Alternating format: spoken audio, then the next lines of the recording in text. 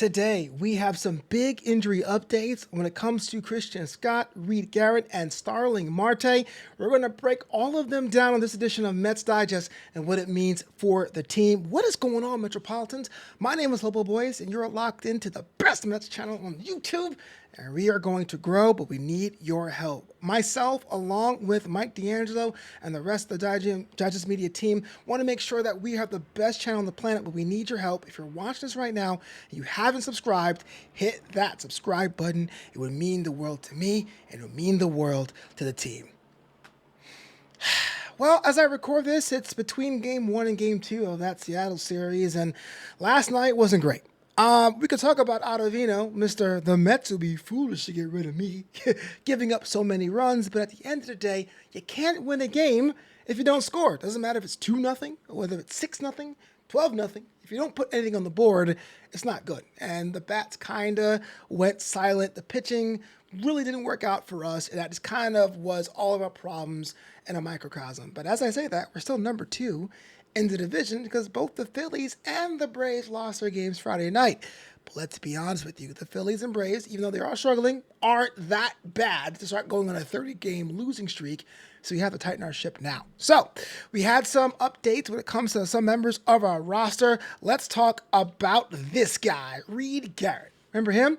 He had the Linsanity run of April and May. It looked like when he was coming out to the field, it was lights out every time. Until it wasn't, and it was just a liability, and we were all nervous whether or not Reed was going to throw the game away. Him alongside Jake Diekman, who was not even on the team anymore. I should give you a little bit of, that's kind of cool. They were just kind of like, man, the brothers of destruction, but it's kind of like self-destruction. So turns out he was not feeling that great, had some discomfort in his forearm, and he's on his path to be activated this weekend. And so this comes from Tim Britton, who covers the Mets with The Athletic. It says, FYI, suckers, Mets plan to activate Reed Garrett Saturday. Alex Young is being optioned. Now, on this channel, about a day ago, we were saying once you start bringing in new pitchers, some of those will have to be optioned or DFA, depending on if they had options to go to the minors. And one of the Youngs, in this case, Alex, is being sent down to the minors. Unfortunate for them, but you got to make room for someone like Reed Garrett, who has, I would say, earned himself a chance to mess up again. And I mean that in the best possible way, right? You had someone that had a hot streak who was able to dominate for a while, had a bit of a skid, went down, is coming from rehab. If you even want to DFA somebody, you still got to see if they can hang. I want him to hang. I really want him to be a threat. We really need a third kind of like dagger out of the bullpen, besides that Joe Nunez is on his way back as well, and Jose Buto, and even Edwin Diaz. We really want to be able to piece together this bullpen. And when all those men are firing on all cylinders, that is a whole nother issue entirely. The problem is they had never been able to fire on all cylinders at the same time. That said, though, I mean, look, it's still pretty much favorable stats. The good start of his run eclipses the bad part of his run. If you want to use simple English, I do think he has room, and he will have a bit of runway to make sure he gets his form. I'd rather do it now in August than being thrown in the end of September and when you are dealing with possibility of approaching the playoffs. But I will say this may be a test of strength, a test of resolve for Reed. He is not on the young side. He's north of 30. This is age 31 season, and I think the city has kind of grown impatient, and it's kind of sad and tragic because we get impatient for the most dumb reasons sometimes as fans, but he's on New York watch. That's all I'll say. I'll say you got to come in, you got to dominate again, or else people will ask for your job.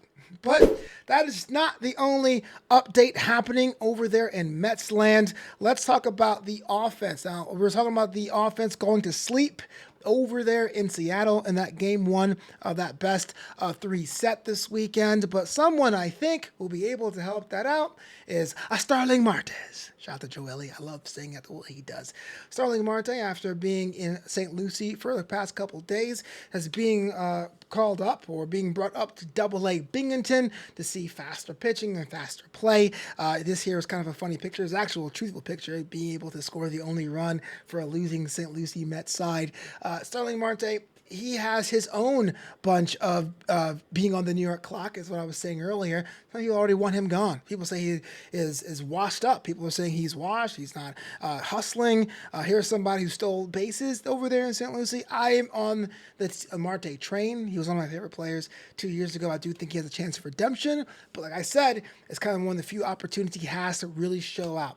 It looks like Gamble will be the one projected to be sent down or optioned when Marte returns, because Tyrone Taylor has basically put himself in a situation to be an option, if maybe not even every day, but his defense, being able to run out balls, and his offense, and being almost a Swiss Army knife when it comes to the lineup, has pretty much bought him some time on the 26 man. So I'm looking forward to Starling Marte and having him come on up and so what he can do and really write off the haters and go, look, I want to be able to contribute to this team. I have been contributing to this team. It was a freak injury on my part. It wasn't like 23 where I had the surgery and I was trying to play through it. This one was kind of something that was unplanned and kind of unexpected, and so we're able to overcome that. But I will say, like I said that about Garrett, if Marte doesn't do that, then I can only imagine what we would say in the papers after that. And then lastly, Christian Scott. Let's talk about Christian Scott, right? Take a step back. Bullpen, pitching, offense. Love the fact that Reed Garrett's coming out of the bullpen. Love the fact that Starling Marte could be part of the offensive component. And their starting rotation still has not been finalized as we head into the last days and potentially, if I'm lucky, quote unquote, playoff rosters. Christian Scott, the rookie. Either was a mix of poor performances or bad luck, right? He had some outings when he was on the main roster, or he was on the 26 man, and he got roughed up pretty bad. There were some times he did pretty good work, but the offense wasn't there for him. It's not like when David Peterson plays, you hit up 9 runs against a Colorado team or anything like that. He had to struggled with non-scoring offenses. And so he went down. He's pretty much waiting to be called up, waiting to be tested. This here is a quote from Carlos Mendoza, the manager. This one comes from a hat tip from SNY. Shout out to them and their great work. He says, Christian Scott got nothing going on with the elbow. He is symptom-free. Mendoza said before Friday's game, that was yesterday, now we have just to strengthen it up again. We have to make sure the strength is back before we put him through a throwing program, which could happen early next week. He's feeling good, no symptoms at all, so that's a good sign. So we don't know anything about a rehab assignment. We don't really know how the strength is, but the fact that Christian Scott is no longer in pain, dealing with a sprain and not having to take surgery or anything like that is a good sign. And it can be problem remedied with a couple weeks of maybe a rehab program, but the idea that he's not playing through the pain and hasn't gotten worse and he hasn't been shut down. So those have been the 3 death knells for Christian Scott's season. Here's a chance for him for his own redemption arc. But I ask you, dear watchers, as we hit the end of this video, you have those 3 options now being put back into the mix. Starling Marte, Reed Garrett. Reed Garrett's already been activated, as I say this, and possibly Christian Scott. Like, what would you do if you were the manager, if you're the president of baseball operations? Who would you maneuver? Who would you send down? Who would you keep? Who would you audition? Who would you rearrange and deck the deck chairs off? Let us know in the comments below. I don't know about you. Yeah, I know these names aren't going to strike the fears of other players or other teams on paper, but we've seen flashes of brilliance from every single person that's in the mix. So if it all comes together, we could be even more dominant than we are right now. Brilliant position to be in August, number 2 in the division. Yeah, forget a wild card. It's a possibility. Not going to jinx it, but it's a possibility we can win the whole dang thing. And it looks like the parts that were weak are getting stronger.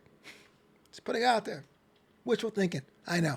Hey, I'm getting out of here, but until next time, it's going to be LGM to the bitter end.